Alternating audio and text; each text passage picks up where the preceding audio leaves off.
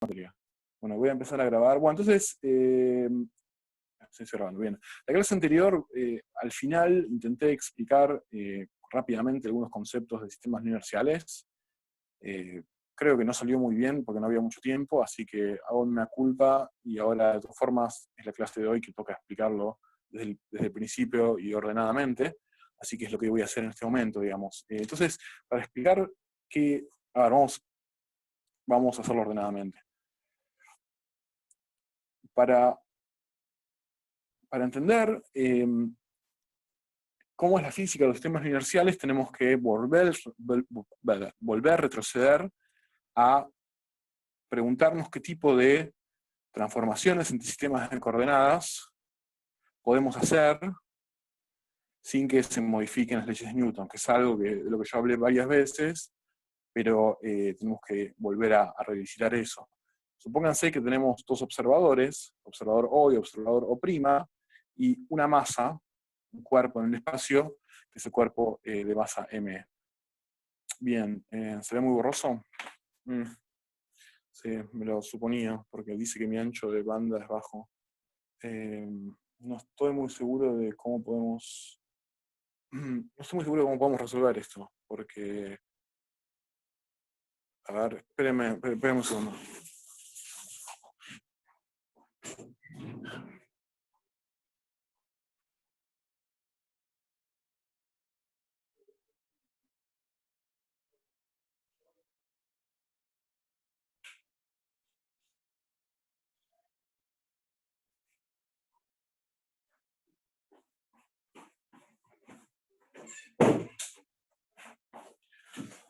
A ver, voy a probar de detener el video y volver a ponerlo un segundo.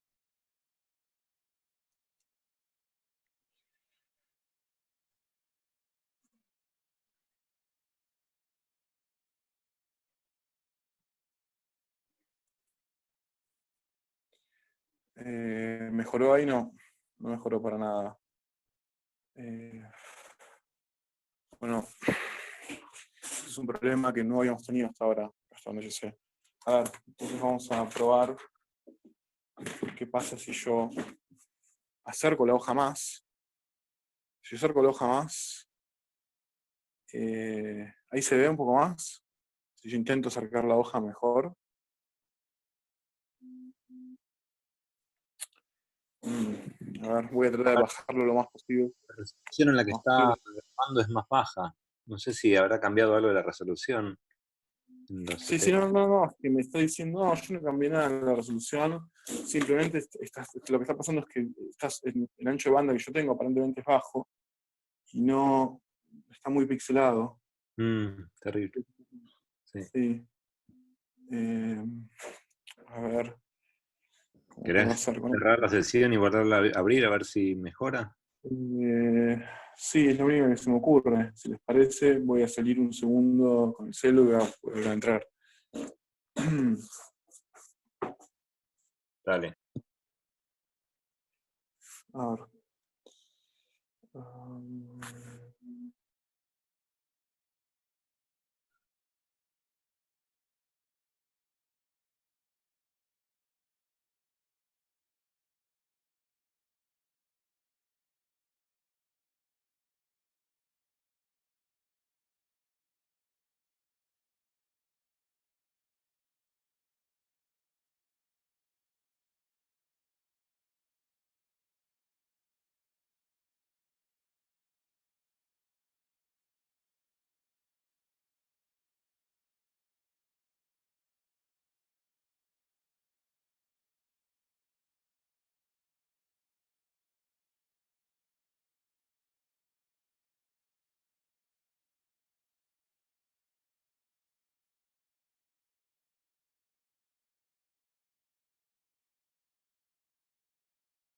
Bueno, ahí aparentemente está mejor, ¿no?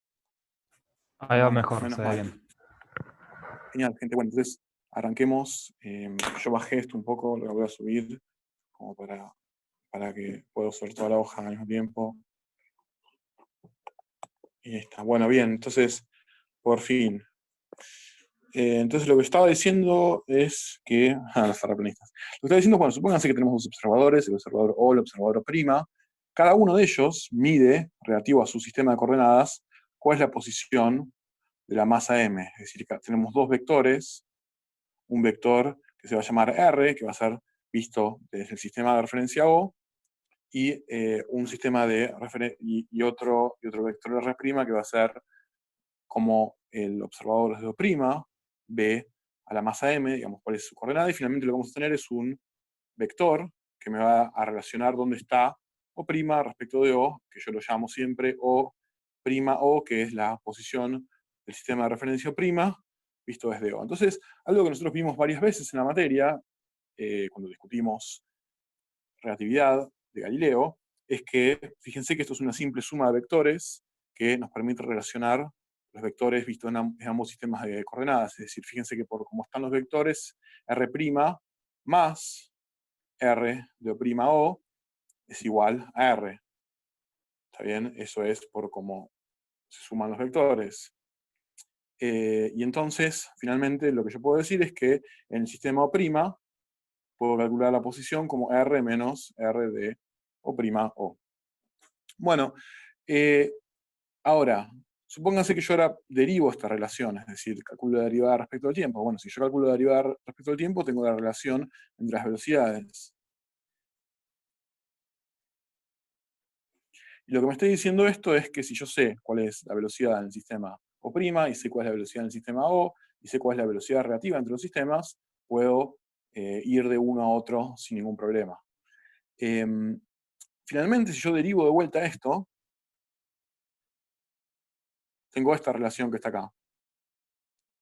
Entonces, lo que nosotros habíamos dicho hasta ahora es, suponiendo que el sistema O, por ejemplo, es un sistema inercial es un sistema en el cual, hay varias formas de decirlo, pero el cual, por ejemplo, un sistema en el cual un cuerpo se mueve en línea recta, con velocidad uniforme, con velocidad constante, a menos que actúe alguna fuerza sobre él. Eso es un sistema inercial.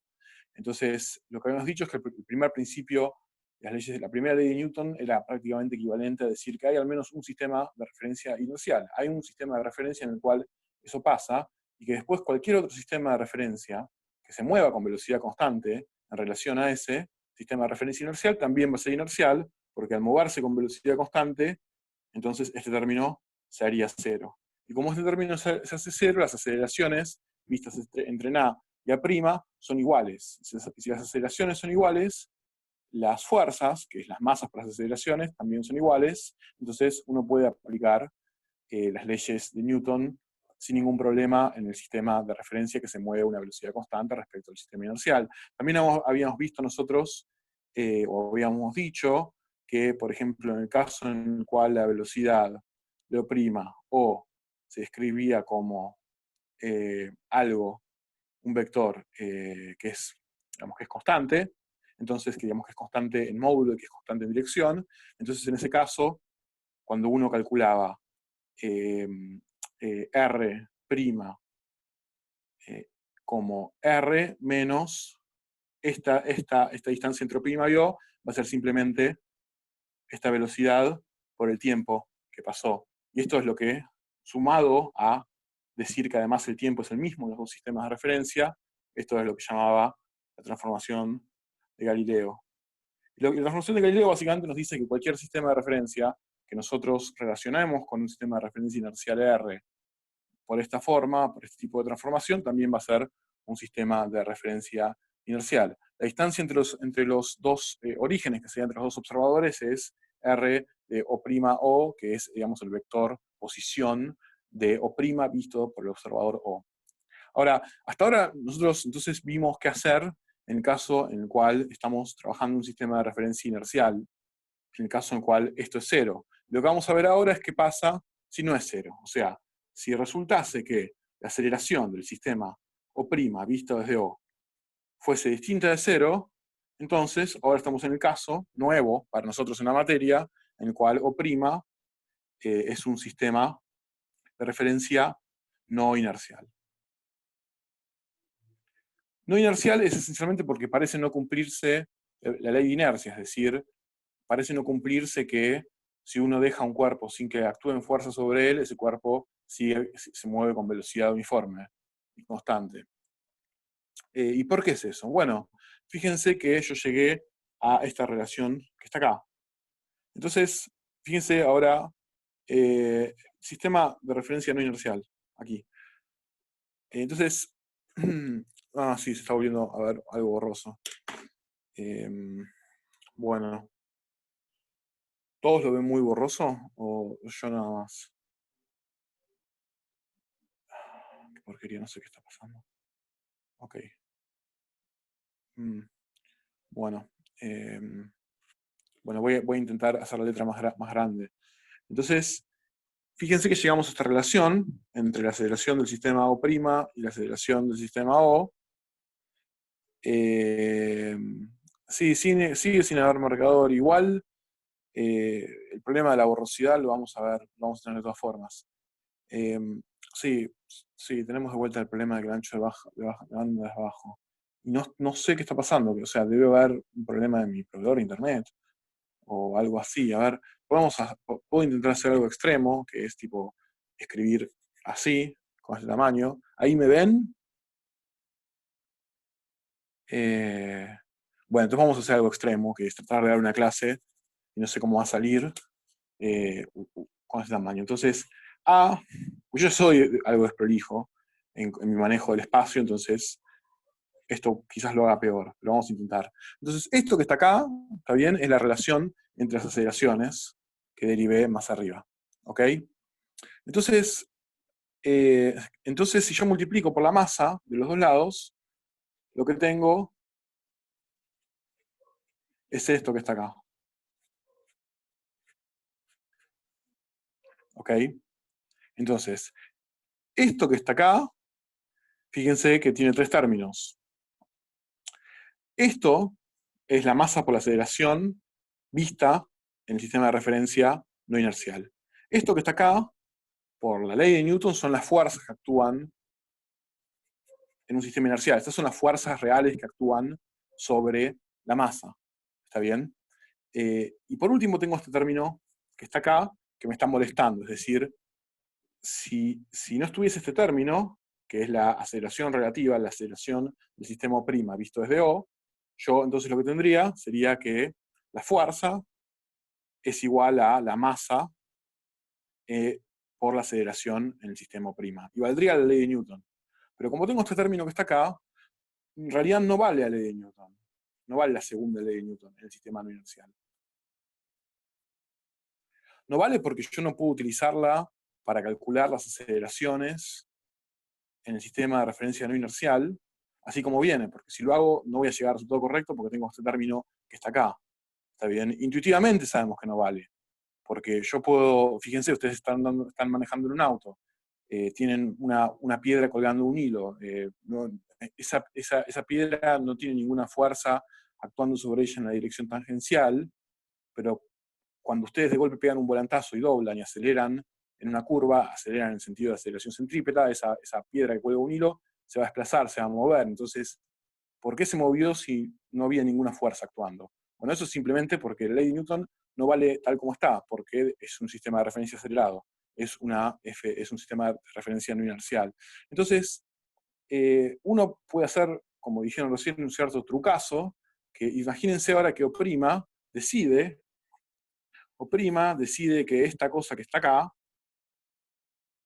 se va a llamar F asterisco y que a todo propósito práctico se va a tratar como si fuese una fuerza. O sea, O' lo que dice es que F asterisco es menos la masa por la aceleración de su sistema de coordenadas visto por el otro sistema de coordenadas, O, que es inercial. Entonces, en ese caso, fíjense que entonces esta ecuación que está acá, me queda que la masa, por la aceleración que mide la persona en el sistema de referencia O', que es no inercial, es las fuerzas reales, por ejemplo, no sé, la fuerza gravitatoria, la interacción eléctrica, todas las fuerzas reales que conocemos, más un término adicional que tiene que incluir porque su sistema de referencia es no inercial. En ese caso, entonces, la ley de Newton se puede aplicar siempre que tenga el recaudo de agregar ese término. Y esto que está acá recibe muchos nombres. A veces se llama fuerza ficticia, a veces se llama pseudofuerza, y mi nombre favorito es fuerza no inercial. La fuerza no inercial, de nuevo, es una fuerza que se relaciona con el hecho justamente de que el sistema de referencia está acelerado. Y la peculiaridad que tiene es que, no, a diferencia de las otras fuerzas reales, como las que mencioné, no es una fuerza que, por ejemplo, tenga un par de acción y reacción.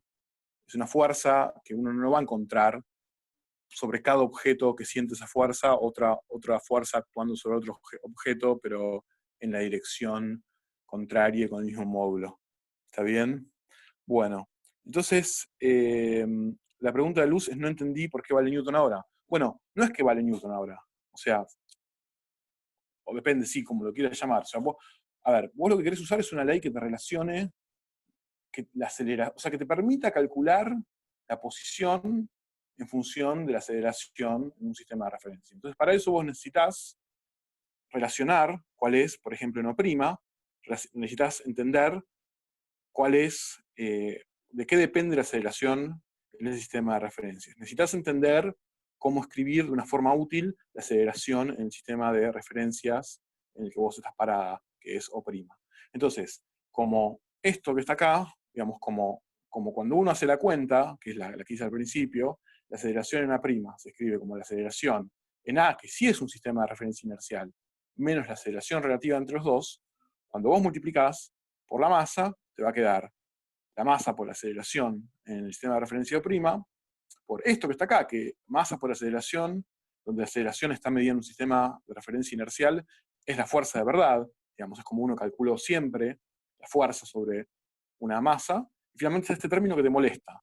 Ahora, si yo decido que este término que está acá, decido que le pongo el nombre de fuerza no inercial, y a todo fin práctico lo considero una fuerza que actúa sobre la masa m en el sistema O', entonces lo único que yo necesito para poder utilizar esta expresión, que es esencialmente la misma que la ley de Newton, solo que con una fuerza extra agregada, lo único que necesito esencialmente es introducir esta fuerza F asterisco, que es menos m por la aceleración relativa entre los dos sistemas. ¿Ok? Quizás con un ejemplo se vea bien. Lo que... ¿se entendió? O sea, yo lo que dije es, hay que introducir una fuerza nueva desde un sistema de referencia no inercial, que es esta que está acá, y si yo hago eso, entonces, siempre que yo cuando dibujo el diagrama de cuerpo libre, en el sistema de referencia no inercial, tengo el recaudo de agregar esta fuerza, entonces puedo hacer la física como la hacía en el sistema de referencia inercial, y listo, y los resultados van a ser concordantes con los resultados que obtiene un observador, un observador en un sistema de referencia inercial. Sí, ahora mismo voy a dar un ejemplo. Sigo escribiendo grande, a pesar de que me cuesta un poco, porque me parece que no se está viendo muy bien. Un ejemplo típico es justamente el de una persona, un observador, en un ascensor. Si entendemos bien este ejemplo, vamos a entender bastante de lo que hay que entender. Fuerza no inercial, fuerza inercial. Bueno, entonces, si entendemos este ejemplo, creo que vamos a entender bastante lo que hay que entender sobre los sistemas no inerciales y cómo se hace la física en ellos. Supónganse que tenemos acá abajo, parado en la Tierra, un observador O. Y tenemos a otro, en esta caja, que se llama O'. Vamos a tener un sistema de coordenadas, donde I versor apunta hacia arriba.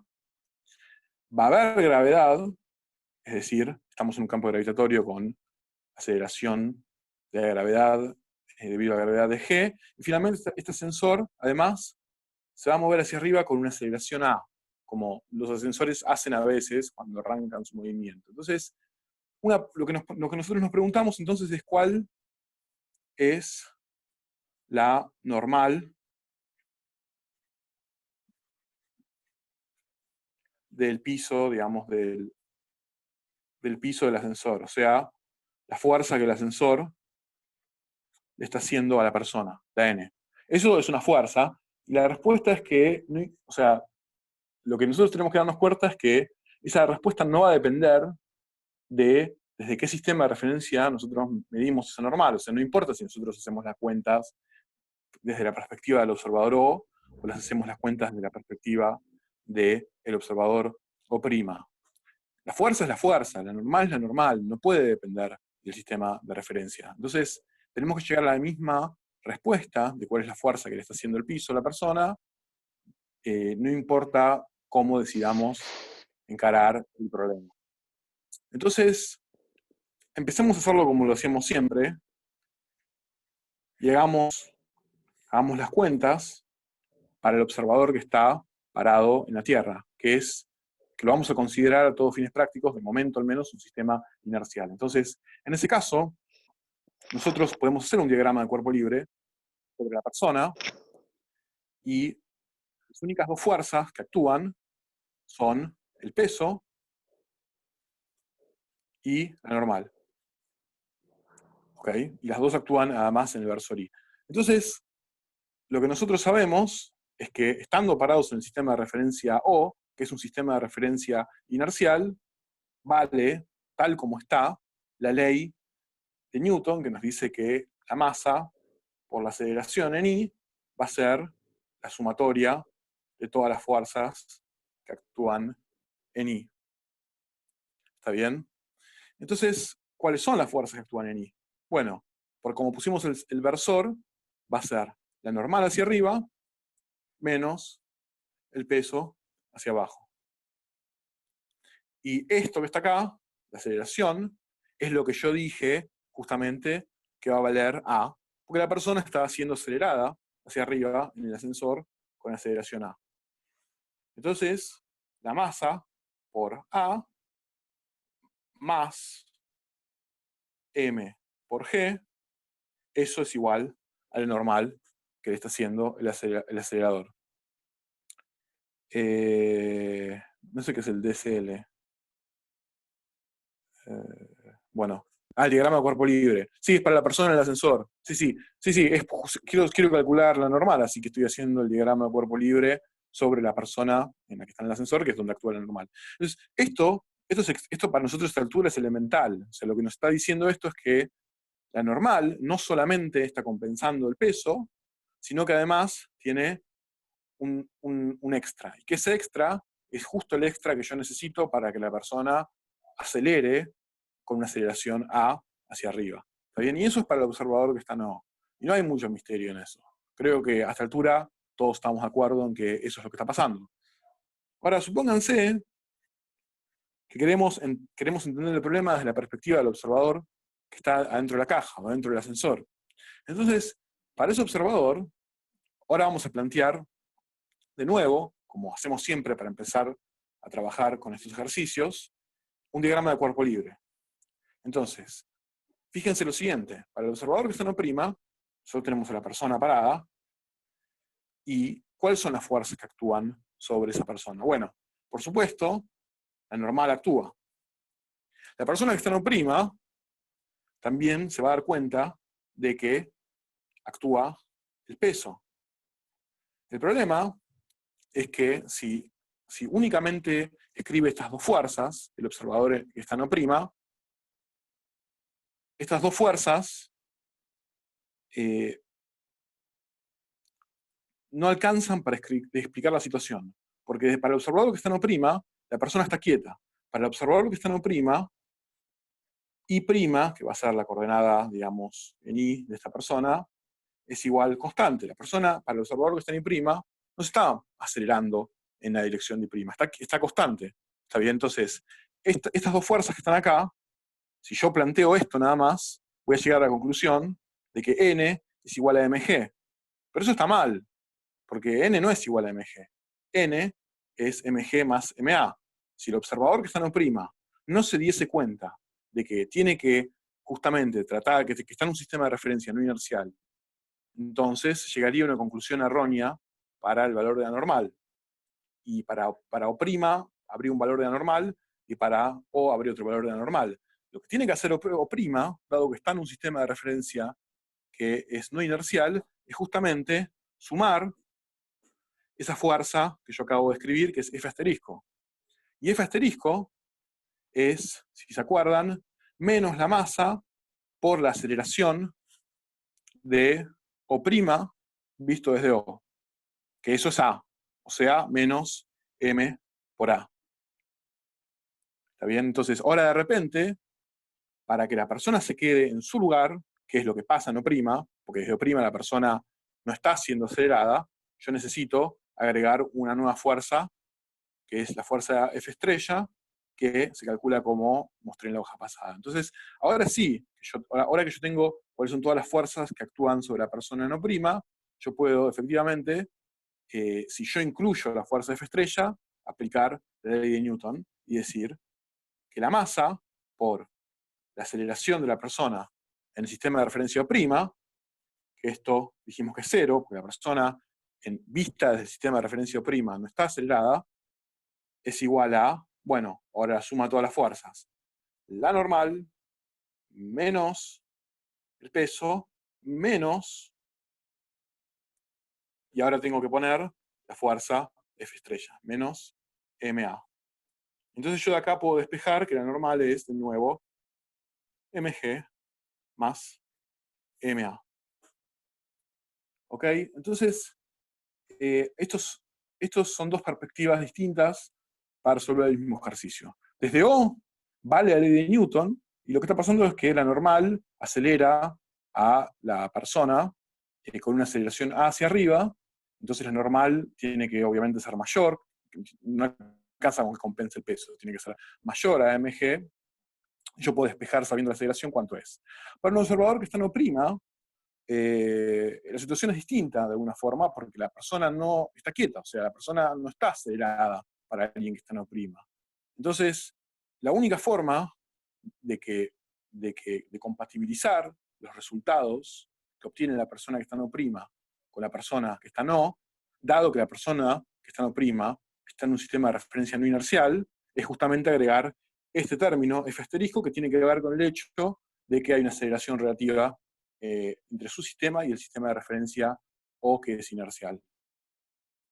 Bueno, ¿cómo se da cuenta el observador? Primero, es una excelente pregunta. Bueno, el observador que...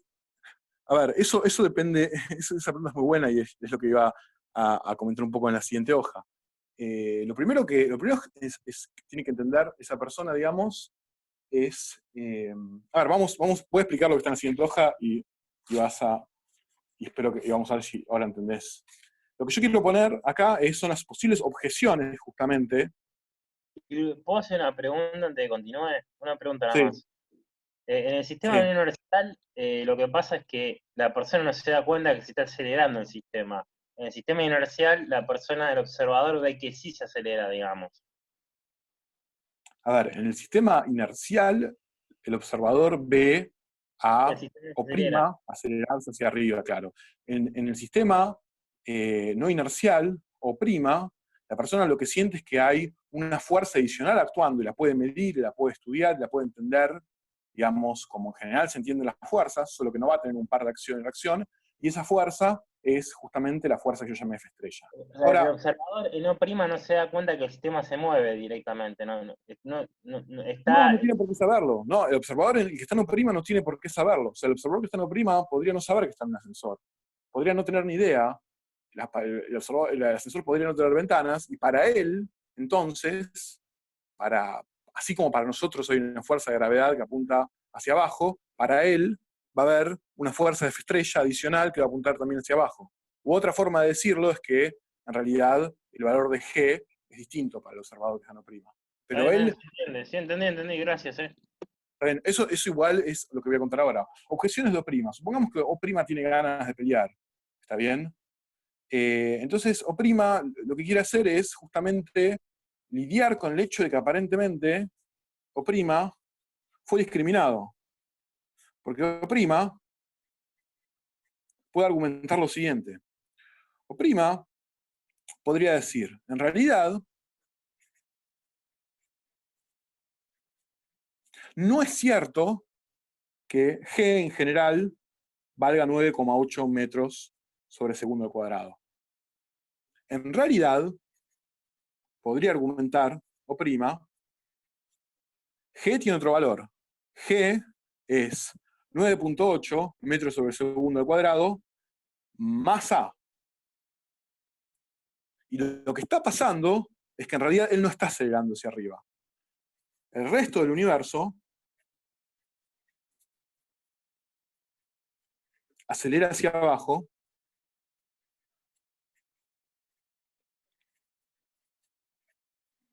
con aceleración A. Esto es algo que podría argumentar O'.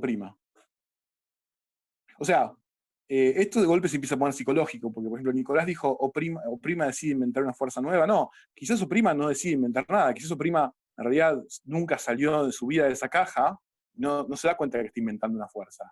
Él está pensando que es una fuerza real y está haciendo su física tal como la haríamos nosotros si estuviésemos bajo la influencia de una fuerza no inercial, que de hecho lo estamos, ahora voy a mencionarlo, pero digo, para O', de nuevo, O' no tiene ningún problema en hacer una física en la cual la única diferencia respecto de la nuestra es que esto es lo que está pasando. G es igual a 9.8 metros sobre segundo al cuadrado. ¿Se entiende esto? O sea, esto es algo que O' podría decir. Si O' tiene ganas de pelear, podría decir, no me gusta que me digan que yo estoy acelerando hacia arriba. En realidad, todos están acelerando hacia abajo y este es el valor de G. Bueno, esta es una objeción posible. Hay otra objeción posible que yo la llamo negación.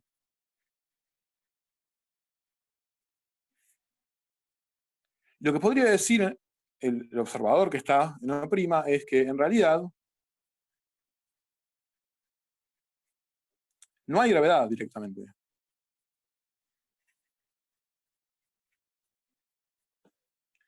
Y además no existe nada, y lo voy a explicar por qué esto hace falta decirlo, no existe nada fuera del ascensor. Y además, para que la situación tenga sentido, que el ascensor acelera a una aceleración que es 9.8 metros sobre segundo al cuadrado más A. Entonces, si la persona, el observador O' decide decir esto, tiene que negar que, o sea, lo podría decir, pero tiene que negar que existen otras cosas afuera del ascensor, porque si se fija, entonces lo que pasa fuera del ascensor, va a descubrir que en realidad para las cosas que están afuera del ascensor hay, digamos, hay otra fuerza, hay otra aceleración, perdón, G, que apunta hacia abajo, que no puede explicar, y esa justamente es la aceleración de la gravedad. Entonces, puede tirar a la basura, si quiere, la gravedad, pero tiene que negar la existencia del resto del universo, porque en el resto del universo aparentemente sí actúa la gravedad. Esto que está acá es exactamente lo que dicen los terraplanistas. Exactamente.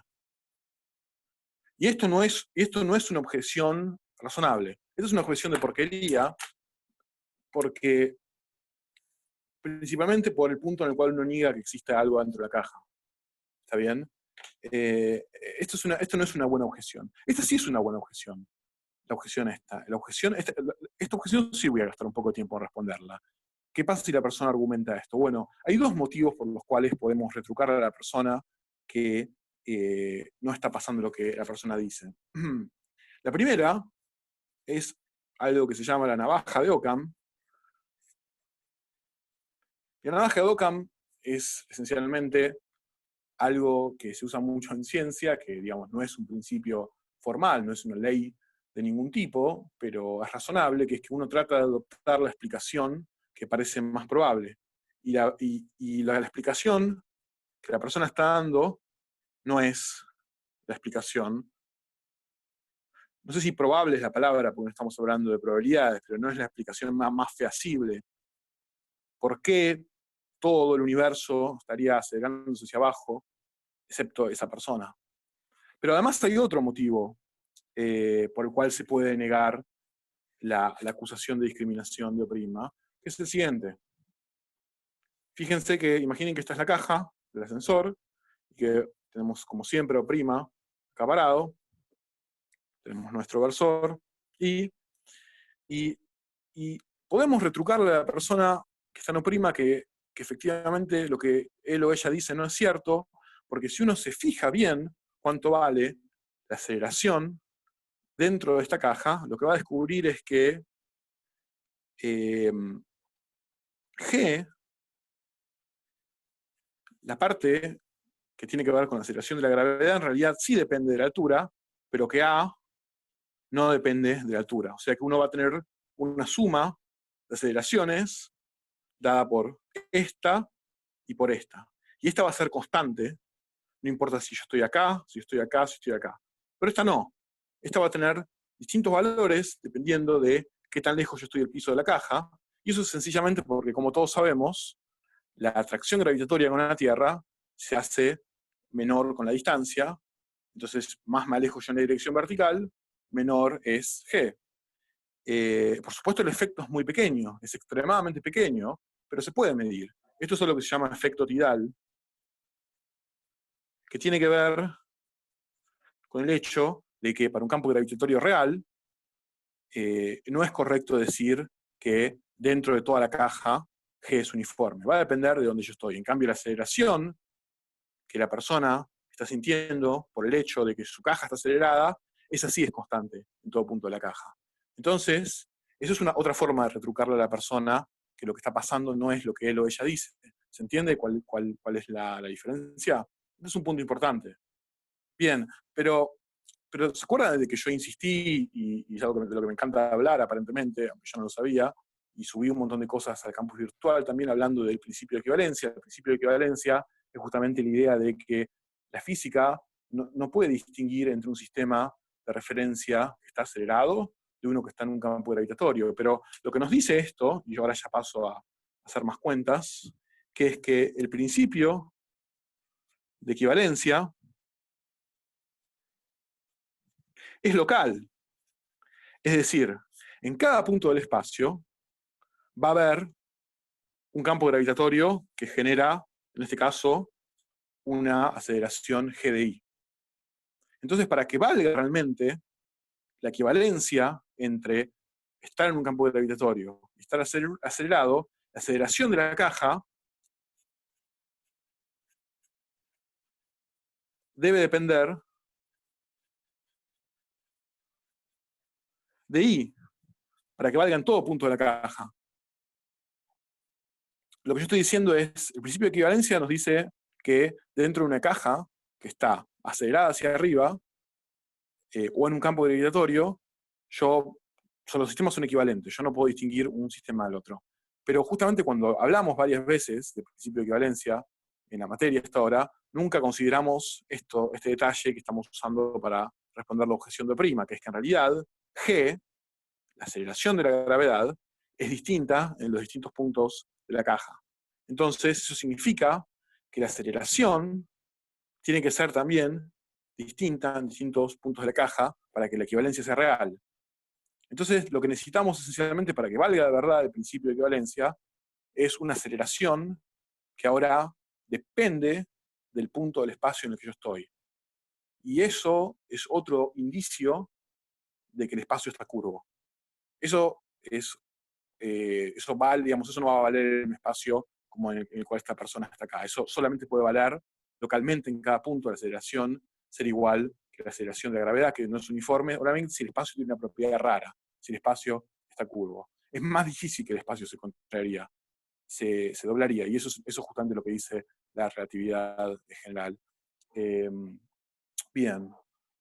Sí, podría cambiar o no con el tiempo. Lo que seguro cambiaría es la velocidad con la que van los relojes, y eso es algo que yo espero poder mostrar muy, muy rudimentariamente antes de que termine la materia.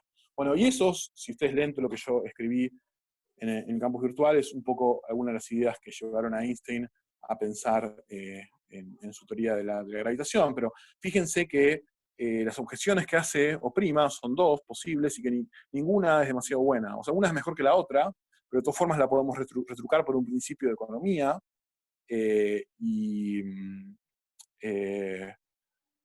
efecto, no sé, no me acuerdo. No decía efecto en ningún punto. Yo el único que digo es que el principio de equivalencia tiene que estar local. Efecto tidal. Sí, el efecto tidal es esencialmente bueno, el efecto tidal esencialmente es, entre otras cosas, también lo que le da, por ejemplo, la forma a las mareas. Es el hecho de que en realidad el campo gravitatorio no es constante, sino que depende de la posición, y la constancia del campo giratorio es una aproximación. Bien. ¿Puedo hacer una pregunta, profe? Sí. Sí. Si yo lanzo un ascensor desde el Ecuador con la aceleración suficiente como para escaparse de la gravedad de la Tierra, Sí. llega un momento, ese es mi sistema de referencia O', yo voy adentro del ascensor y mi normal, según lo que vimos recién, es masa por aceleración, visto desde un sistema inercial, más masa por G. Esa es la fuerza que me aceleró. Entonces, cuando yo me escapé de la gravedad terrestre, ahí sí vuelvo a estar con las leyes de Newton, pero mientras esté con la gravedad terrestre, son dos fuerzas que... No, o sea, no la necesariamente. normal O sea, si pierde el este normal o ascensor, se ¿no? Este es equipara Ecuador. con el... Sí. Ahora, hay varias cosas pasando acá. Primero vos tenés tu ascensor y lo lanzaste al espacio. Entonces, yo había dicho que la normal era m por a más mg, pero eso varía cerca de la superficie terrestre con un g de 9.8 metros sobre segundo cuadrado. A medida que vos te vayas alejando cada vez más, si vos querés mantener, digamos que tu caja, la estructura capaz convenga llamarlo cohete, si vos querés que esto mantenga una aceleración constante a, está bien, entonces en realidad vos tenés que hacer una normal cada vez más pequeña, está bien, porque de nuevo, esta aceleración g es cada vez más chica. Suponete que vos te alejaste suficiente, de forma tal de que esto esencialmente ya no te importa. Entonces, siempre que esto siga acelerando hacia arriba, o hacia arriba, digamos, no tiene más sentido llamarlo hacia arriba, pero alejándose de la Tierra, con una aceleración a vos vas a necesitar que haya una normal que valga m por a. Y siempre que esto se siga acelerando, va a ser un sistema de referencia no inercial, porque para la persona que está en la caja, no va a medir aceleraciones sobre ella misma. Entonces, la única forma que tiene de justificar lo normal que está ocurriendo, una vez que desapareció mg, es simplemente de vuelta decir que hay una fuerza F estrella hacia abajo que es en módulo m por a. ¿Se entiende? Ahora, si de golpe el ascensor se frena y la aceleración es cero, bueno, ahí básicamente lo que tenés es un sistema de referencia que es inercial respecto de la Tierra. Y que es tan buen y su inercialidad será tal si efectivamente la Tierra es un buen sistema de referencia inercial. Y acá volvemos a algo que vamos a revisitar una vez y otra vez en la materia y que no tiene una solución clara aún, que es que, bueno, hay al menos algún sistema de referencia inercial en el que yo pueda confiar. La respuesta es que aparentemente, no es una respuesta fácil, pero aparentemente, tal como la mecánica está formulada, la respuesta es no, y tenemos que hablar de relaciones entre sistemas de referencias que son más o menos inerciales que otros. Lo que tenga que ver con el hecho de que solo veamos la cara de la luna, tiene que ver con dos cosas. Uno es un fenómeno, sí, o sea, ese es el motivo principal por el cual solamente vemos la cara de la luna. La fuerza tidal lo que termina haciendo es que siempre que hay un objeto orbitando alrededor de otro, típicamente lo que quiere decir esencialmente siempre, termine equiparándose la frecuencia de rotación con la frecuencia de la órbita del cuerpo sobre sí mismo, y al ser esas dos iguales, entonces siempre se ve una misma cara. Si ustedes se fijan en el artículo de la Wikipedia que yo puse, Cronología del futuro lejano, ahí les dice cuánto tiempo falta para que eso pase con la Tierra. En algún momento va a pasar, es decir, en algún momento, por culpa del efecto tidal, es decir, que el hecho de que la aceleración de la fuerza de la gravedad es más grande cerca de la cara de la Tierra, que está más cerca del Sol, sobre la cara de la Tierra, que está más cerca del Sol que en la otra, por culpa de ese efecto, en algún momento esto va a pasar con la Tierra también, y va a haber una cara de la Tierra que siempre apunta hacia el Sol. Y eso falta bastante para que ocurra. No se preocupen. Bien, pero en algún momento va a ocurrir. Entonces, sigamos con otro ejemplo. Vamos a hacer otro ejemplo porque no sé si se dieron cuenta, pero no es muy intuitivo el tema. O sea, no es que no es muy intuitivo, que usted digamos que es necesario desarrollar la intuición. La matemática no es complicada, pero es necesario desarrollar una buena intuición física para entender qué es lo que pasa con los sistemas no inerciales. Supongamos que tenemos este ejemplo ahora. Tenemos X-versor e Y-versor de un observador O. Y el observador O es un observador inercial, es un observador que está parado en la Tierra con su laboratorio y se arroga el derecho de decir que es un observador inercial. Aunque en realidad, como vamos a ver en la clase que viene, no lo es del todo, pero vamos a suponer que lo es. Ahora, supongamos que tenemos ahora acá adentro de esta caja otro observador O', que tendrá sus propios versores, X', X' versor, Y' versor, y ese observador está en una caja que está acelerada con una aceleración constante A en la dirección de X versor. Y hay un péndulo, es decir, un péndulo, una masa colgando del techo de la caja. Entonces la pregunta es, primero, si el péndulo va a estar vertical, y si el péndulo no va a estar vertical, entonces cuánto vale el ángulo que va a formar con la vertical, y además cuánto vale la tensión de la soga. ¿Está bien? Entonces, este es un problema que, de vuelta, se puede resolver, y lo vamos a hacer desde las dos perspectivas, la de O y la de O'. La pregunta es cuánto vale el ángulo θ y cuánto vale la tensión de la soga sobre el péndulo. Entonces, ¿cómo es la resolución por un observador inercial, para el observador que está parado en la Tierra? Bueno, lo que tiene que hacer el observador O es aplicar con cuidado, sistemáticamente, las leyes de Newton tal como están. Es decir, tiene que empezar haciendo sobre la masa M un diagrama de cuerpo libre. Y esto es algo que ya hemos hecho muchas veces. El peso va a apuntar hacia abajo, y va a haber una tensión de la soga, siendo este ángulo θ. Entonces, esencialmente la tensión se va a poder descomponer en dos componentes. Una componente va a estar en X y una componente que está en Y. Entonces, para en Y versor, la masa por la aceleración va a ser la suma de todas las fuerzas que están en Y versor. Bueno, no, termino este ejemplo con letra grande y después voy a letra chica. Bueno, entonces, ¿cuáles son las fuerzas que actúan? Bueno, son el inversor, el peso, que apunta hacia abajo, y la componente de la soga, que está en inversor, que va como el coseno del ángulo. En X versor, la masa por la aceleración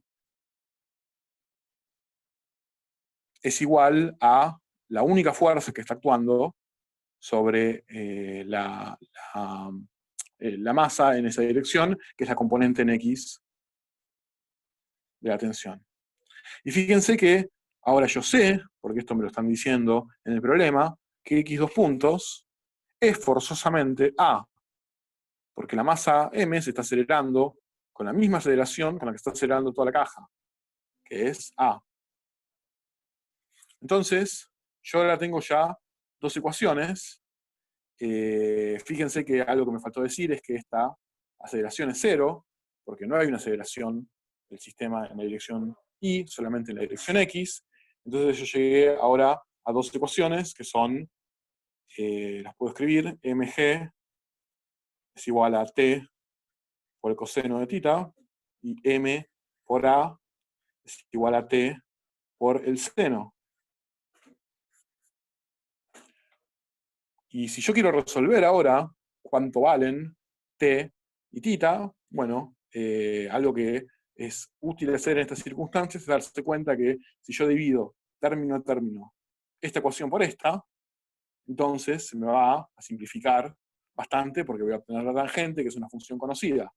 Es decir, si yo divido este término por este, t va a desaparecer y yo voy a tener la tangente de θ de un lado, y del otro lado las masas se van a cancelar, y yo voy a tener a sobre g.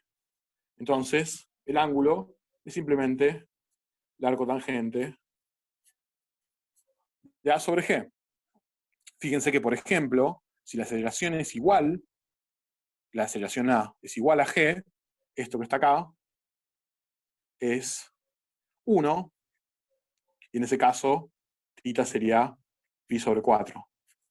o sea, un ángulo de 45 grados. Y eso creo que es intuitivo. Si yo quiero calcular la tensión, bueno, para calcular la tensión me tengo que sacar de encima los cosenos y los senos, y un truco que siempre es útil es elevar esto al cuadrado, sumado a esta ecuación elevada al cuadrado, porque yo estoy diciendo esto es en el caso en el que A es igual a G. Esto es el caso particular en el cual la aceleración horizontal de la caja digamos, es un caso particular, que es el que hace que eso es 1 y el ángulo sea 45, pero digamos en general vale esa relación. Bueno, si yo tengo que calcular ahora t, lo que puedo hacer es hacer este término cuadrado más este término cuadrado, y lo mismo del otro lado.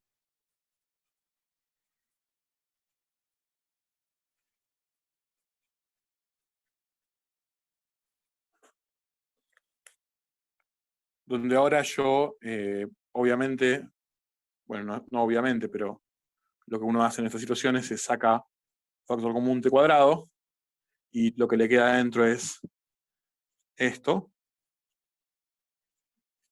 y esto que está acá siempre vale 1, o sea que entonces t es igual a la raíz de mg cuadrado más ma cuadrado, o puedo sacar el m cuadrado y llegar a que esto es m por la raíz de g cuadrado más a cuadrado, y esto es la tensión.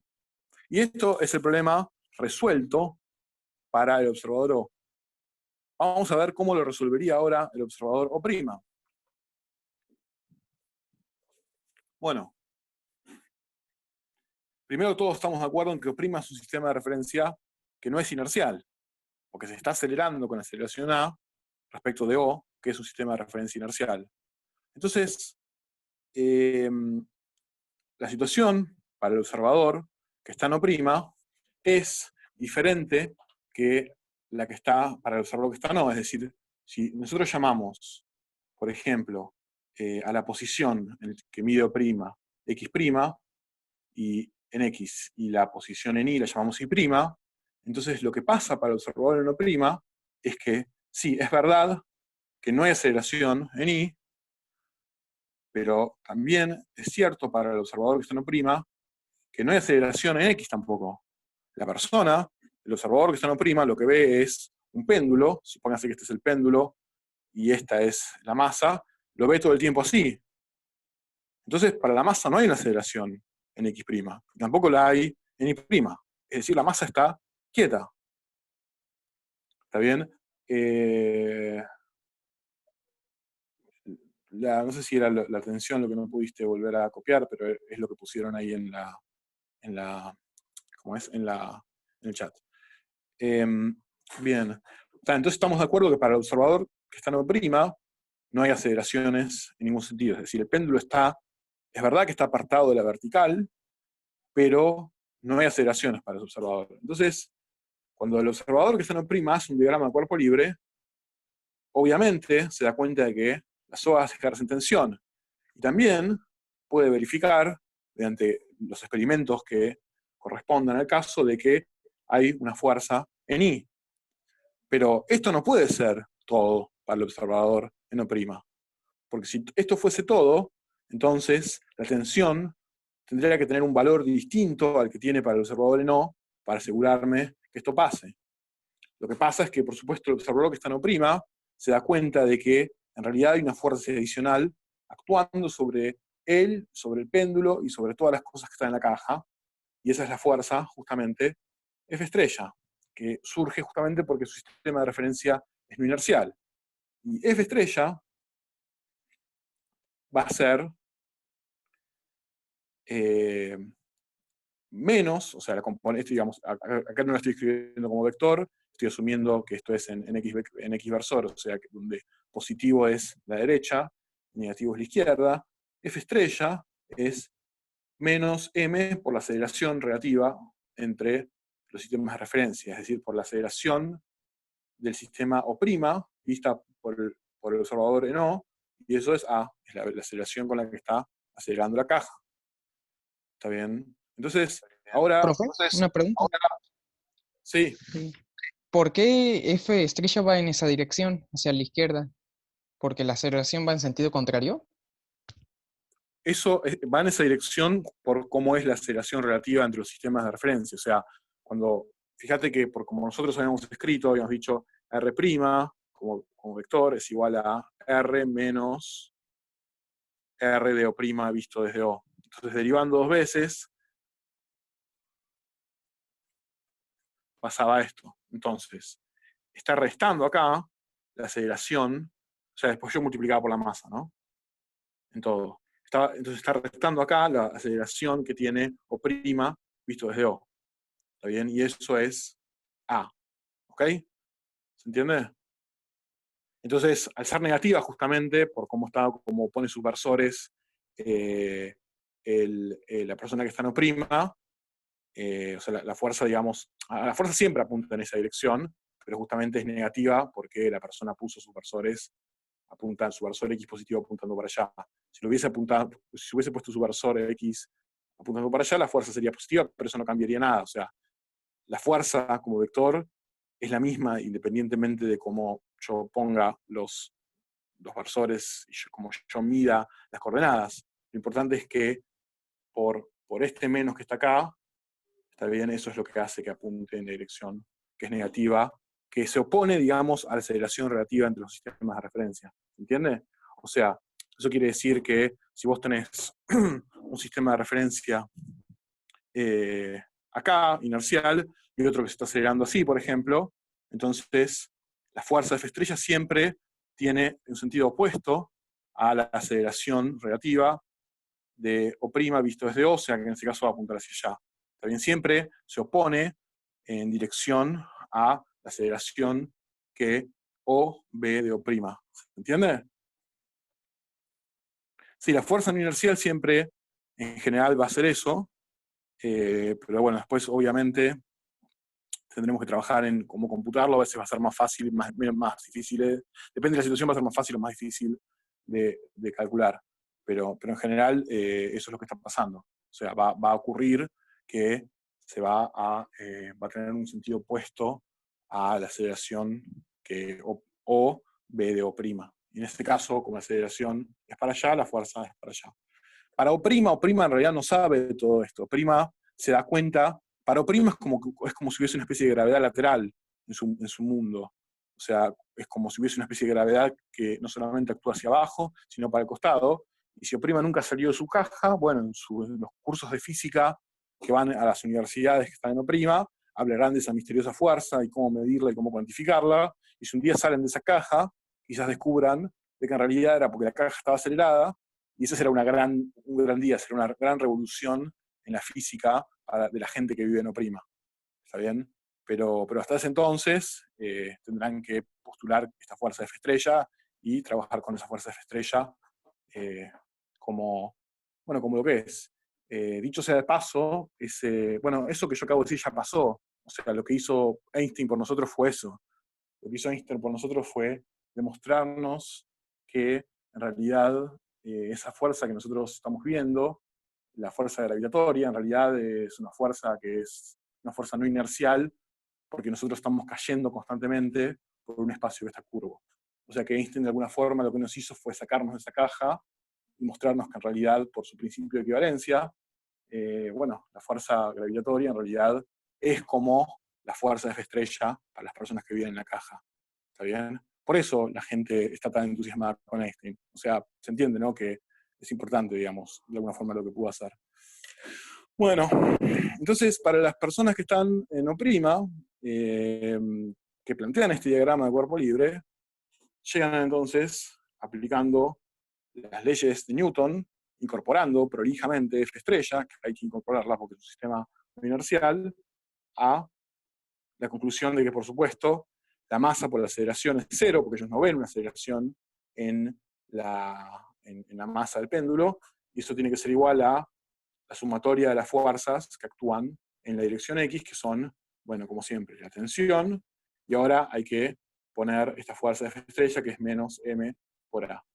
Y en I, tampoco hay aceleración, y como en I no hay, en I la caja no está acelerada, la ecuación esencialmente queda igual que para el observador inercial.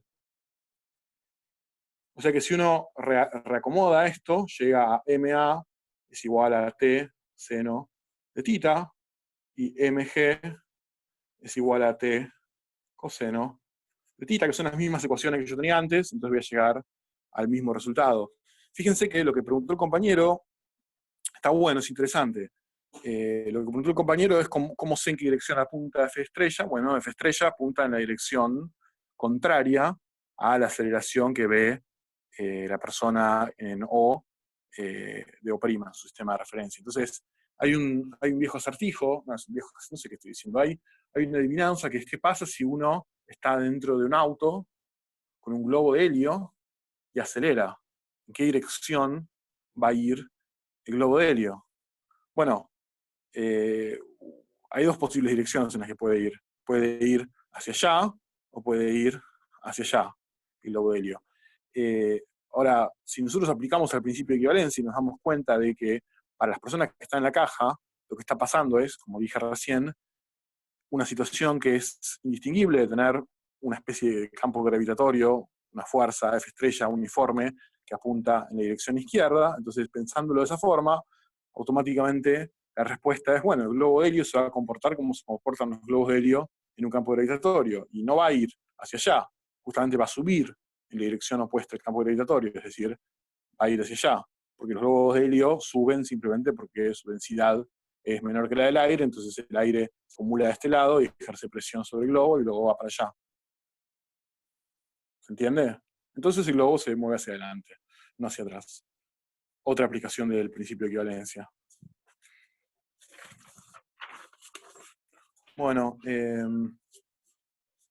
tenía un ejemplo que es el que yo había querido dar la clase anterior, con resortes, pero creo que no suma mucho porque hay que hacer cuentas. Llegó la hora de hacer las cuentas de verdad. El ejemplo de los resortes lo voy a colgar después capaz. Me voy a fijar. Bueno, ahora sí, vamos a empezar a ver en qué... A ver, fíjense lo siguiente. El sistema de referencia no inerciales es algo que... ¿por qué estamos estudiando sistemas de referencia no inerciales? Bueno, en primer lugar, está bueno entender si la ley de Newton no vale en un sistema de referencia no inercial, qué modificación habría que incluir para que valga. Y eso nos lleva a una herramienta de cálculo, es decir, algo que le permite a observadores en O' hacer cuentas, tal como les haría un observador en un sistema de referencia inercial. Y además nos lleva a hacernos algunas preguntas conceptuales que son interesantes, como por ejemplo las objeciones que hacía el observador O', y ahí esencialmente descubrimos cosas como que, por ejemplo, la equivalencia entre aceleración y campo gravitatorio es local, y si uno desarrolla esa idea, termina dándose cuenta de que en realidad el espacio está curvo, o sea, no es trivial. Pero a nivel cómputo, es decir, a nivel hacer cuentas, no parece que hayamos ganado mucho poniéndose en un sistema de referencia no inercial. O sea, las cuentas son más o menos las mismas, solo que tenemos que tener cuidado con las dificultades conceptuales. Pero cuando vamos al caso en el cual lo que tenemos son sistemas rotantes, es decir, sistemas de referencia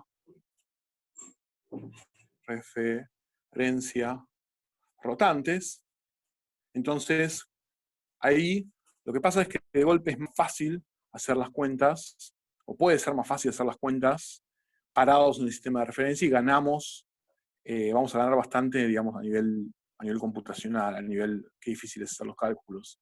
Todos los sistemas de referencia son rotantes, son no inerciales, ¿está bien? Porque la única forma que yo tengo de que haya una rotación es de que, aunque sea el sentido de la velocidad, cambie en el tiempo. Entonces, automáticamente surge que todos los sistemas de referencia rotantes son no inerciales. Bien.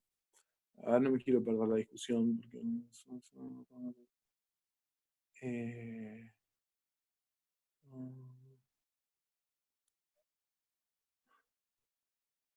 Bueno, cualquier pregunta que se hagan sobre el helio, sobre el globo de helio en el auto, es equivalente a cómo se comportan los globos de helio en la atmósfera, hasta cierto punto, ¿no? Digamos, descartando dos cosas que pasan en la atmósfera y no pasan en el auto. Una es el efecto tidal, que esencialmente en el auto no va a ocurrir, pero en la atmósfera sí, porque el globo de helio quizás sube tanto que G es más pequeño, y después, por supuesto, debido justamente al efecto tidal, es decir, debido a que la fuerza de la gravitación es distinta, va haciéndose más pequeña en medida que yo subo en la atmósfera, entonces la densidad de la atmósfera va cambiando. En el auto no, en el auto es esencialmente, digamos, es la misma. Entonces, en el caso de la atmósfera, llega un punto en el cual la densidad del aire es tan baja que es igual a la densidad del aire que está adentro del globo de helio, y el globo de helio queda ahí. Y es más, si llega un punto en el cual de hecho la densidad de afuera es menor, es decir, ahora de repente no se compensa la presión que hace el helio hacia afuera y el globo de helio explota. ¿Se entiende cuáles son las dos diferencias que hay entre la atmósfera y el auto? O sea, el globo de helio no va a llegar a explotar probablemente en el auto, pero en la atmósfera sí, porque va a subir hasta que efectivamente el decremento de la densidad del aire, y además los cambios de temperatura y todo, lo terminan haciendo explotar. Bueno, es un problema distinto, o sea, el globo subiendo una altura elevada en la atmósfera. Bien. Bueno, entonces, a ver si puedo utilizar el fibrón chico. Supónganse que tenemos la siguiente situación. Tenemos una línea horizontal, y tenemos acá un vector, que voy a llamar B. Y B depende del tiempo. Y B depende del tiempo de la siguiente manera. B está haciendo una rotación alrededor de este eje. Es decir, que si este era B de t, un tiempo después yo voy a tener al vector B en un t más delta t, de forma tal que esto, si lo sigo en el tiempo, me va dando una rotación alrededor de este eje. ¿Está bien? Esto que dibujo acá es una especie de círculo visto en perspectiva. ¿Ok?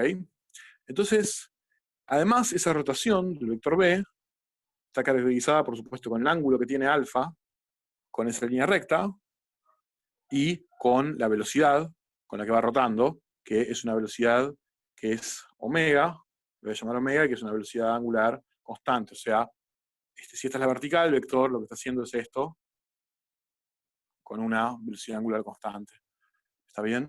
Entonces, si ustedes se acuerdan, nosotros dijimos que una rotación se puede caracterizar completamente por un vector, que es el vector omega, ahora como vector, que si bien su módulo es este, tiene además información extra, que es la información que corresponde a su carácter de vector, y información es en qué plano ocurre la rotación. Es decir, este vector apunta en la normal n versor, la normal del plano en el cual está ocurriendo la rotación. ¿Ok? Entonces, hasta ahora lo que estoy diciendo es, bueno, tengo un vector B y el vector B está rotando. Entonces, imagínense que yo ahora me fijo el ángulo que va barriendo. Es decir, yo tengo acá este pequeño ángulo, y este ángulo, si la velocidad angular es constante, a medida que el tiempo pase, este ángulo va a ser omega t. Ese ángulo se va a ir incrementando más y más con el tiempo, linealmente, porque la velocidad angular es constante. ¿Ok? Entonces, supónganse que yo quiero calcular este vector que está acá, que es el vector delta b. Porque yo lo que voy a querer hacer es calcular cómo es la derivada de este vector. Es decir, calcular la derivada de un vector que está haciendo ese tipo de movimientos. La derivada de un vector que está rotando, en general, con un ángulo alfa alrededor de una recta horizontal. Ahora vamos a ver para qué la quiero calcular. Entonces, fíjense que cuando yo hago esto, esencialmente, tengo este ángulo, y si yo quiero calcular esto de acá, me alcanza con saber, por ejemplo, este lado del triángulo. Y este lado del triángulo, fíjense que, dado que esto es alfa, y esto es en módulo B, yo puedo utilizar trigonometría y decir que esto que está acá es B sin flechita, porque es el módulo de B, por el seno de alfa, porque es el lado opuesto, ¿está bien?, al ángulo alfa. Entonces, yo tengo una situación, que ahora si lo miro desde arriba, en el cual esto que está acá es delta B, este ángulo de acá depende del tiempo, y es omega t, Y esto que está acá es B por el seno de alfa. ¿Está bien? Y entonces, lo que yo puedo decir es, bueno, delta B, o sea, la longitud de este lado del triángulo, la puedo calcular como si fuese un arco de circunferencia, siempre y cuando, por supuesto, sea muy pequeño. O sea, en realidad, lo que yo voy a calcular es este arco, que lo calculo como B por el seno de alfa por omega por... no quiero ponerte acá, perdón. Eso es un error. Yo quiero poner delta t, porque lo quiero calcular en relación al t, al momento t, ¿está bien? O sea, lo que pasó, el tiempo que pasó entre t y t más delta t no es t, sino es delta t. Entonces yo acá tendré que haber puesto, bueno, el ángulo que recorrió, que es omega por delta t. Disculpas. Esto es delta t y esto es delta t. Esto, por supuesto, es una aproximación que va a valer si el tiempo es muy pequeño, de forma tal que el ángulo subtendido sea muy pequeño, de forma tal que este arco de circunferencia sea esencialmente cada vez más similar a esa línea recta. Eso es lo que ya hicimos en la materia algunas veces. Entonces, lo que yo puedo decir entonces ahora es que la derivada del vector b, pero en su módulo, todavía no estoy hablando de carácter vectorial, de t, bueno, es el límite cuando delta t tiende a 0 de delta b sobre delta t. Esto es la definición de una derivada. Y esto lo obtengo dividiendo esto que está acá por delta t, o sea, b por el seno del ángulo que subtiende con la vertical por omega. Esto que está acá es la derivada del módulo del vector. Yo todavía no dije nada sobre cuál es la dirección del vector, pero esto lo voy a llamar 1, es la primera pieza de evidencia que necesitamos para reconstruir cuánto vale lo que nosotros queremos calcular, que es la derivada de esto como vector, y ahora voy a explicar por qué queremos calcular eso, no nos esperen. La segunda cosa que necesitamos saber es que si ustedes se fijan, este incremento que está acá, delta B, este vectorcito que está acá, va a ser perpendicular a otros dos vectores. Uno, un vector al que va a ser perpendicular, es a P mismo. O sea que delta B va a ser perpendicular al vector B. Por lo tanto, si esto es perpendicular al vector B, cuando yo divido por el tiempo, que es un escalar, también va a ser perpendicular al vector B. Cuando yo tome el límite de esto, tendiendo a 0, también va a ser perpendicular al vector B. O sea, lo que estoy diciendo es que la derivada de B respecto al tiempo es perpendicular a B en este tipo de movimiento. Y otra cosa que también sé es que, fíjense que este vector delta B está confinado al plano en el cual yo roto. Yo estoy rotando en un plano así, entonces los delta B son vectorcitos que están en este plano. Todos son perpendiculares, entonces, a la normal del plano. Todos son perpendiculares omega. Entonces todos los delta B son perpendiculares a omega como vector, que apunta en n versor. Y con la misma lógica, entonces yo voy a poder dividir por delta t y tomar el límite y llegar a la conclusión de que la derivada de esto, de b, también es perpendicular a esto. Entonces, llegamos a que con 1 más 2 podemos decir quién es la derivada de b respecto al tiempo, porque nosotros sabemos que es un vector cuyo módulo vale b por el seno de alfa por omega, y que además es perpendicular a este vector, y que además es perpendicular a este vector. Y si ustedes se acuerdan de lo que vimos cuando hablamos del momento de velocidad angular, pero también quizás lo hayan visto en el CBC, esto se puede expresar de una forma resumida, diciendo que este vector es omega, producto vectorial, B, el producto cruz, exactamente. Esta cosa que está acá tiene la propiedad de ser perpendicular a ambos vectores, perpendicular omega, y perpendicular a B, y además que su módulo es el módulo de esto, por el módulo de esto, por el ángulo, por el seno del ángulo, perdón, entre los dos. Es decir, el módulo de esto omega, por el módulo de esto B, por el seno de lo que nosotros justamente llamamos alfa.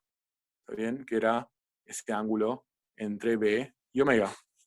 Bien, ¿por qué estoy haciendo esto? Bueno, porque lo que yo quiero hacer ahora es calcular cómo es encontrar una forma para derivar vectores en general desde un sistema de referencia rotante. Entonces, lo que usted tiene que darse cuenta acá es que yo puedo tener dos sistemas de referencia distintos que tienen el mismo origen, que sería, por ejemplo, este punto que está acá, pero que uno de ellos es inercial y el otro de ellos es no inercial. Yo puedo tener un sistema de referencia, como los que nosotros... sí, se ve que es perpendicular a ambas, por eso justamente es que yo decidí introducirlo con un producto vector, porque es perpendicular a ambas. Se ve gráficamente y algebraicamente se escribe así. Bueno, entonces lo que yo les estaba contando es, yo puedo tener, para un mismo origen, que puede ser, por ejemplo, este punto que está acá, puedo tener dos sistemas de referencia que coinciden en el mismo origen, pero uno es inercial y el otro no. Vamos a hacer un pequeño dibujo auxiliar acá. Supónganse que yo tengo esto acá, ¿no? Tengo el sistema de referencia, entonces yo puedo perfectamente introducir en este punto un sistema de referencia O con un R versor y un θ versor en polares. Y eso es lo que nosotros venimos haciendo hasta ahora. Y lo que pasa es que, digamos, el observador, que es O, es inercial, pero los versores van rotando. ¿Está bien? O sea, que lo que está rotando en realidad es mi sistema de coordenadas, pero el observador es inercial, es decir, lo que va cambiando en el tiempo es los dos versores en los que yo proyecto las coordenadas de los cuerpos que están acá.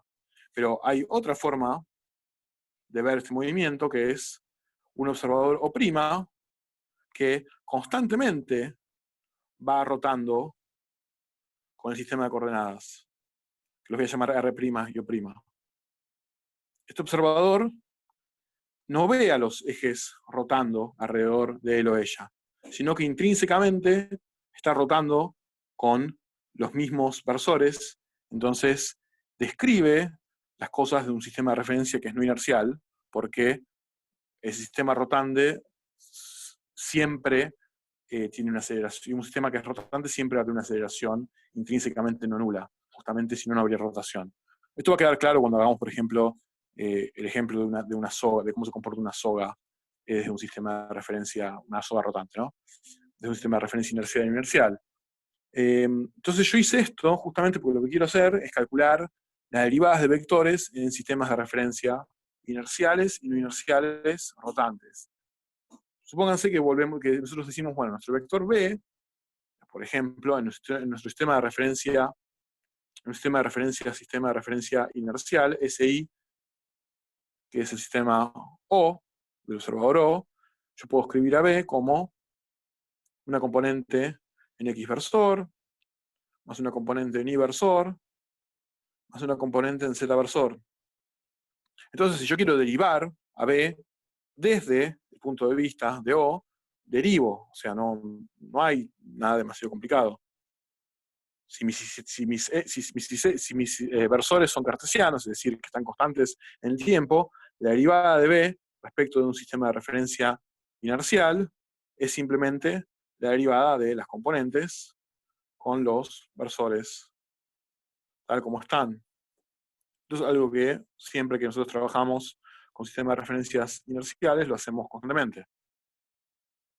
Bueno, ¿qué pasa ahora de un sistema de referencia O', que es rotante y que rota con velocidad angular dada por omega?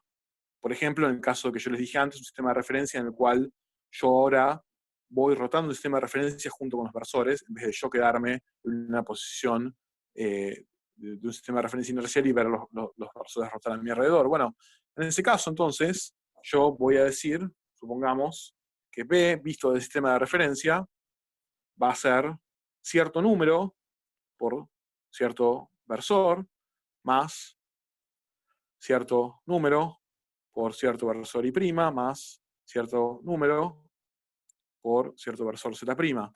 Pero B, es decir, B, no puede, digamos, la descripción de B como vector tiene que ser la misma de los dos sistemas de referencia. Es decir, si yo cambio ahora las componentes que multiplican los versores, desde otro sistema de referencia los versores cambiarán de forma tal que yo acá tenga lo mismo. O sea, un vector, es una entidad que se describe en un sistema de referencia, pero que además tiene una realidad propia, intrínseca, que no puede depender desde qué sistema de referencia yo lo estoy mirando.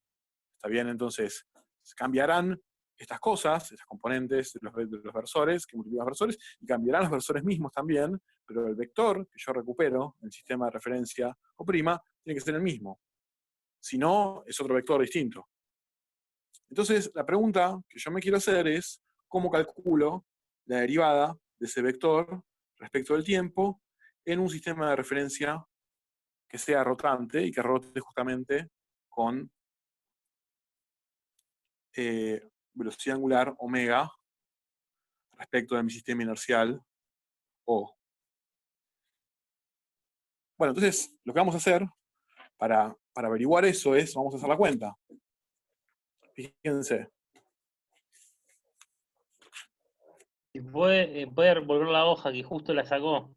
Puedo verla. ¿Esta? Anterior, sí, anterior, sí. Esta es, sí.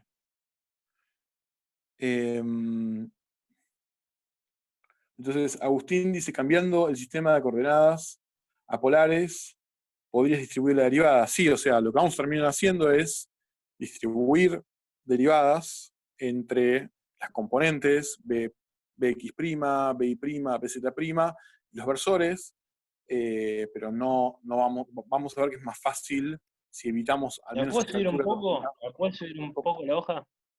Sí, sí, sí. Acá. Ah, sí. Sí, ahí Subirla está del eje, perfecto, perfecto. Sí. del eje Z. Bueno, no, decía Agustín, vamos a hacer lo que vos decís, vamos a terminar derivando los versores, pero va a ser más fácil hacerlo en coordenadas cartesianas. No, ¿Seguimos? acercarla no, sino subirla. En la misma posición, pero subirla, perdón. Disculpe, Bueno, ¿no querés, si no, copiarlo cuando si no está el No, video? no, ya está, déjelo listo, ya está. Está bien. Siga, Igual es siga. más fácil, ni siquiera el video, porque después subo mis apuntes, así que es más fácil todavía. Está Bueno, bien. entonces lo que yo quiero hacer es calcular la derivada de B desde el sistema de referencia que es no inercial. Entonces, yo lo que voy a decir es que la derivada de B, que es un vector, cuya identidad no depende de dónde lo estoy midiendo, del sistema de referencia inercial, la voy a calcular como voy a derivar primero todas las componentes X', Bx', perdón, con X versor prima, digamos lo que yo había escrito antes, ¿no? O sea, lo estoy derivando. Bi' respecto de t en Y versor prima más, o sea, estoy derivando lo que estaba escrito en la hoja de recién, que era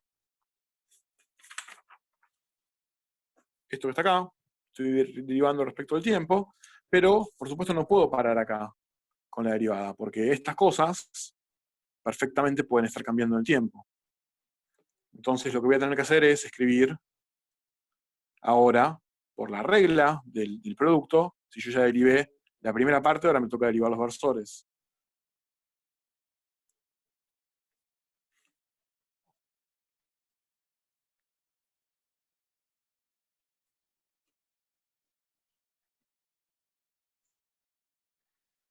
Bien, entonces, ¿qué tenemos acá? ¿Qué quiere decir Bueno, no. ese int?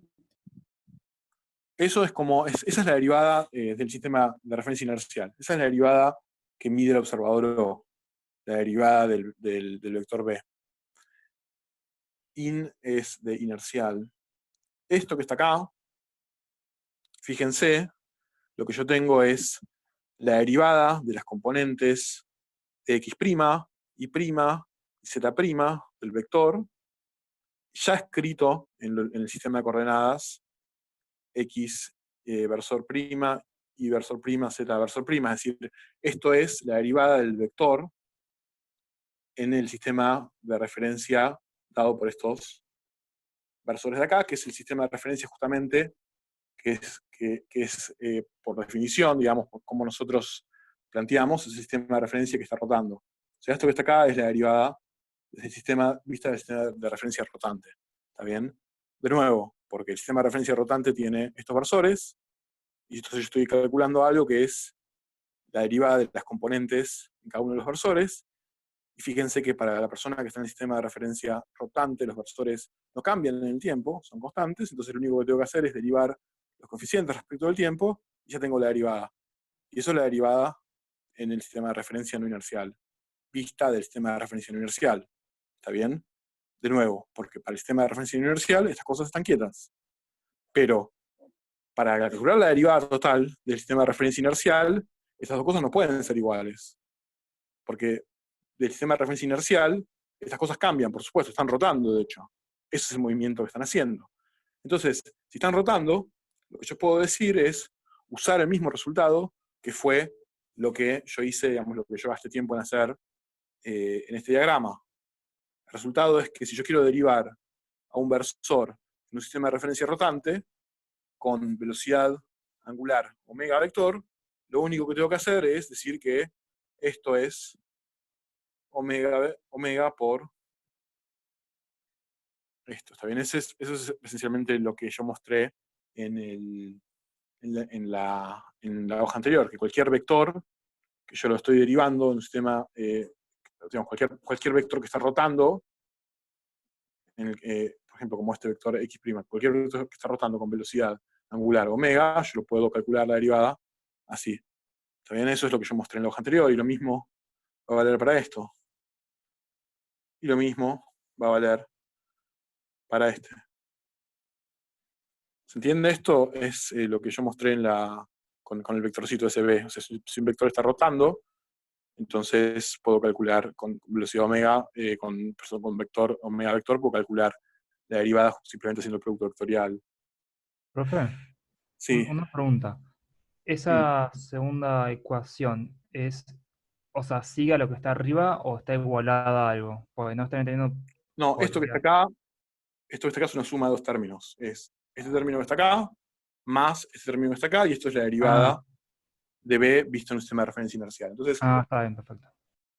recapitulando, yo lo que hice fue aplicar un producto, en cada vez que estoy haciendo la derivada de un producto, exactamente como pregunta Nicolás, cuando yo lo hago para la primera parte, y dejo los versores, X, versor prima, Y prima, versor, todos quietos, lo que yo tengo básicamente es cómo ve la derivada del vector alguien que justamente está en un sistema de referencia donde esos versores están quietos, que es el sistema de referencia que rota, y de este lado, ahora me toca, por la regla del producto, calcular la derivada de estos versores. Y estos versores, como es un sistema de referencia rotante, con velocidad angular omega, están justamente rotando con velocidad angular omega, entonces por lo que la cuenta que yo hice en la hoja anterior, puedo calcular la derivada de cada uno de ellos como este producto vectorial. ¿Está bien? Entonces, yo puedo decir que la derivada ahora del vector, vista desde un sistema de referencia inercial, que es O, por ejemplo, es igual a la derivada tal como la ve la persona que está rotando con los ejes, más todo esto que yo ya escribí, pero lo voy a volver a poner.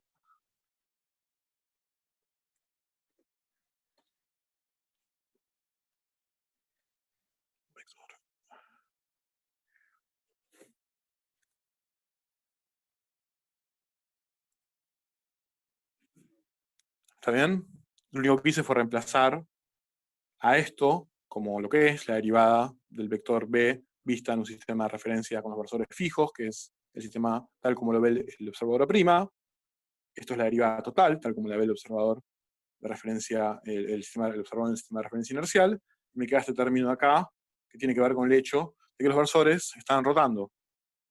Ahora, hay una propiedad que yo puedo aplicar, que es, este término lo dejo igual por ahora, yo puedo sacar factor común, esto es lo que vale para el producto vectorial, vector omega, y lo que me queda acá es bx', I'.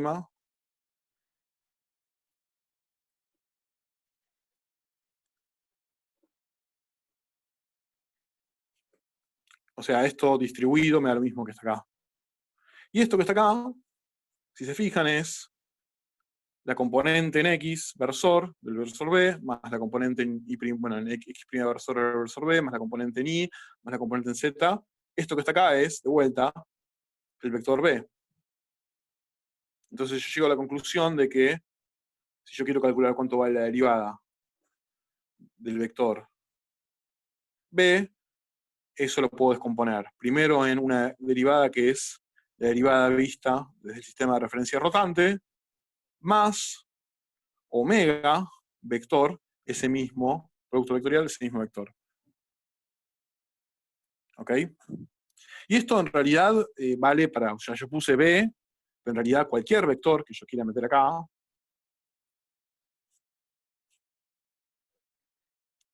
se calcula de la misma forma. O sea, yo dejo un lugar vacío acá porque lo que quiero resaltar es el hecho de que yo puedo poner lo que se me cante. O sea, no hay nada particular en el vector B que yo puse. Yo, digamos, lo podría hacer para cualquier vector que yo quiero calcularle la derivada del sistema O. Bueno, va a ser la derivada que B, o del observador rotante no prima, pero estas dos cosas no son las mismas justamente por el hecho de que el sistema está rotando, entonces tengo que agregar este término, que es el producto vectorial con la velocidad angular. Entonces lo que yo voy a hacer ahora es justamente acá meter la posición, y lo que voy a hacer es entonces calcular la velocidad y la aceleración vistas en el sistema de referencia rotante. Es decir, si yo vengo y ahora digo, o sea, hagamos que el vector B sea el vector posición. Entonces en ese caso, la derivada del vector posición, la derivada usual, la derivada de siempre, la derivada que yo veo desde un sistema de referencia inercial, con los que venimos trabajando, va a tener una parte que va a ser la derivada en el sistema de referencia, vista del sistema de referencia rotante. El último renglón de todo, lo único que estoy poniendo es que esto lo puedo calcular en general para cualquier cosa que yo decida meter acá, que justamente ahora lo estoy haciendo con el reversor. De vuelta, estas cosas igual, yo trato de no pasar rápido las hojas. Si llego a pasarme, voy a subir ahora en un ratito todos los PDFs. Esto es una sí, bueno, claro, sí, es verdad. O sea, yo lo que acá lo puse al revés. O sea, está bien esto puesto, solo que pasé esto restando para allá, ¿no? O sea, pasé esto restando para allá y me quedó la derivada del sistema rotante. Pero digamos, es lo mismo. O sea, si yo acá le cambio rotante por inercial y pongo un más, es lo mismo, está despejado. Pero sí, quizás fui confuso. O sea, no debería, digamos, lo podría haber dejado igual que esto, ¿está bien? Y es lo mismo, digamos, simplemente cambié, pasé ese término restando. Bueno, pero está bien esto, porque si bien lo pasé restando, puse los subíndices bien.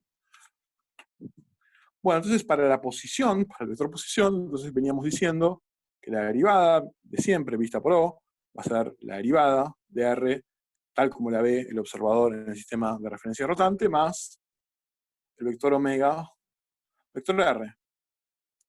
Esto que está acá lo voy a llamar Bin, es decir, la velocidad vista del sistema de referencia inercial, la velocidad que midió, la velocidad de siempre. Esto que está acá va a ser la velocidad tal como la mide la persona que está rotando con los ejes. Y esto que está acá lo voy a dejar así como está. Bien, ahora si yo quiero calcular la aceleración, lo que yo tengo que calcular es la derivada de la velocidad respecto del tiempo. Es decir, tengo que calcular la derivada respecto al tiempo de toda esta cosa.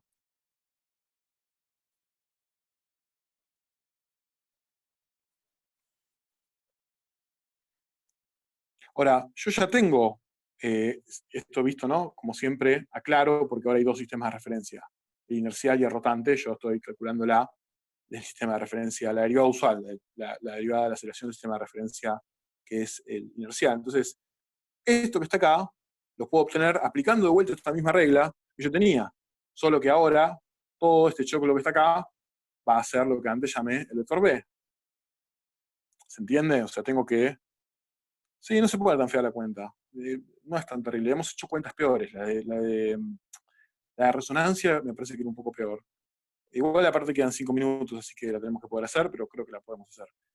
Esto, entonces, toda esta cosa que está acá, la voy a poder, si pongo un igual, separar en la derivada de todo esto respecto del tiempo, visto en el sistema de referencia que rota, y ahora lo que tengo que decir es más omega, producto vectorial, todo esto que está acá. Producto vectorial, B del sistema de referencia rotante, más este producto vectorial. Bueno, bien. ¿Cómo sigue esto? Bueno, acá lo que puedo hacer es separar, dividir la derivada, porque las derivadas se distribuyen en las sumas. Entonces voy a tener la derivada, esta, desde el sistema de referencia rotante, más la derivada de este pedacito,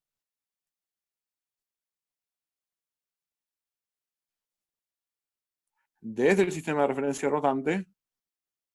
¿Y qué voy a hacer con lo que está del lado derecho? Bueno, algo que puedo hacer con lo que está del lado derecho es distribuir este producto vectorial. Es decir, puedo poner omega vector Berrot más esto, donde tengo que tener cuidado de poner los paréntesis porque no se cumple en general que el producto vectorial sea asociativo, así que el orden importa. Y entonces ahora tengo que pensar acá qué es cada cosa. Bueno, acá hay un paso más que yo puedo hacer con esta cosa, porque fíjense que es la derivada de un producto, y el producto vectorial también cumple la regla del producto, o sea que yo podría agarrar y decir que esto es la derivada respecto de esto, del sistema rotante, ¿está bien? Por producto vectorial, esto así, más al revés, ¿no? Más omega, producto vectorial, la derivada de esto respecto al sistema rotante. Esto es un producto, esto estoy desarrollando este pedacito de este producto. Pero omega, estoy diciendo que la rotación es con una velocidad angular constante, o sea que omega no depende del tiempo. Entonces, este término acá es 0.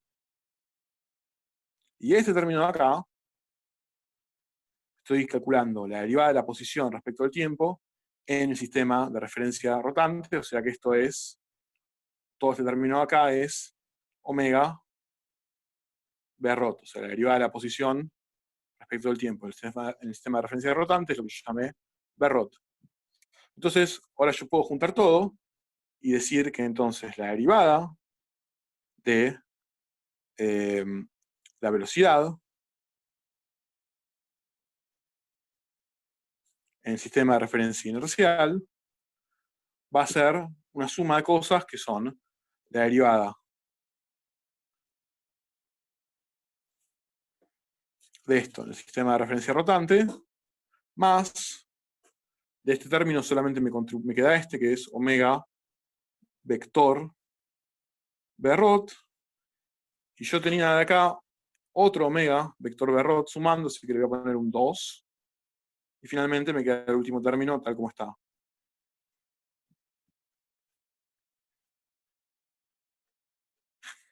Bueno, y ahora, esencialmente, esto que está acá, lo que tenemos es una derivada de una velocidad, así que es la aceleración vista del sistema de referencia inercial.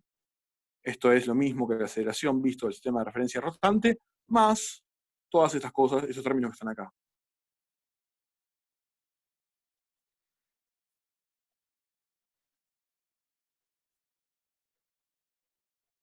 Bien.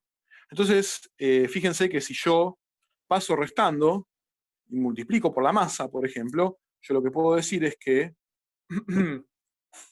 la masa por la aceleración en el sistema de referencia rotante es igual a la masa por la aceleración en el sistema de referencia inercial, o sea, esto es, tal como en el caso anterior, la fuerza, ¿está bien? Que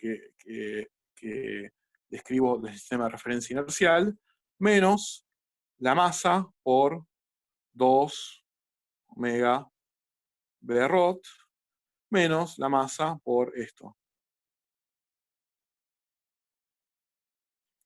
Bueno, entonces esto que está acá, si lo comparan con cómo veníamos trabajando antes, fíjense que esto que está acá es esencialmente todo lo que yo llamé F estrella. Solo que ahora tiene dos términos claramente definidos. Un primer término que depende de la velocidad, y es ortogonal a la velocidad y a la dirección del vector velocidad angular, y este término de acá es lo que se llama fuerza de Coriolis, y es una pseudofuerza, una fuerza ficticia, como la quieran llamar. Es una fuerza que aparece porque estoy en un sistema rotante, que es un sistema de referencia no inercial, y esta es la fuerza centrífuga, que es, de nuevo, la otra componente de F estrella. Y ahora voy a dejar a la gente de la práctica. En la clase que viene vamos a hacer bastantes ejemplos de cómo se calculan estas fuerzas en distintos sistemas rotantes, incluyendo la Tierra. Solamente quiero cerrar diciendo que estas dos cosas, de nuevo, son fuerzas no inerciales, fuerzas ficticias, pseudofuerzas, no tienen par de acción y reacción. El libro de Roederer lo dice muy claro. Si ustedes, y hay otros libros que se equivocan, si ustedes están con una soga y están girando una piedra, algunos libros van a decir, bueno, esa es fuerza que sienten, que hace la tensión de la soga, es el par de la fuerza centrífuga, y eso es mentira. La fuerza centrífuga es una fuerza que solamente aparece en el sistema que está rotando. Y por lo tanto, al ser una fuerza que es no inercial, no tiene par. Lo que yo estoy sintiendo simplemente es el par de la tensión de la soga que yo necesito para que haya un movimiento circular en el sistema inercial, o sea, de la fuerza centrípeta, no centrífuga. ¿Está bien? Bueno, terminamos, digamos, con esta parte que era un poco cuentosa. Entonces, ahora, no sé si Diego, ¿estás por ahí? No sé si Diego... Ahí está. Ah, listo, perfecto. Bueno, entonces, nada, como viste, ya terminamos con cómo calculamos la aceleración en sistemas rotantes, así que ya se puede avanzar con eso. Y bueno, ya le dije a los chicos también sobre el tema de la entrega de ejercicios y todo lo demás. Igual ahora lo voy a mandar en un mail después a todos. Así que te dejo con la práctica. Perfecto. Muchas gracias. Buenísimo. Bueno, Gracias. Bueno, gente. después hablamos cualquier cosa. Dale, perfecto. Bueno, gente, subo los PDF y los videos y después está todo en el campus virtual. Chau, gente. Nos vemos. Bueno, si les parece, hacemos un descanso de 10 minutos y empezamos en 10 minutos. Igual nosotros nos quedamos acá por si hay consultas, alguien quiere hacer alguna consulta durante esos 10 minutos. Como siempre yo, sí, a Magalí de trigonometría. A ver, ahí está, ya está Magalí. Okay. Yo mientras tanto conecto mi monitor grande. ¿Cómo estás, Magalí? Bien, gracias por preguntar. Me alegro. Magalí, ¿viste? Hay un ejercicio que tengo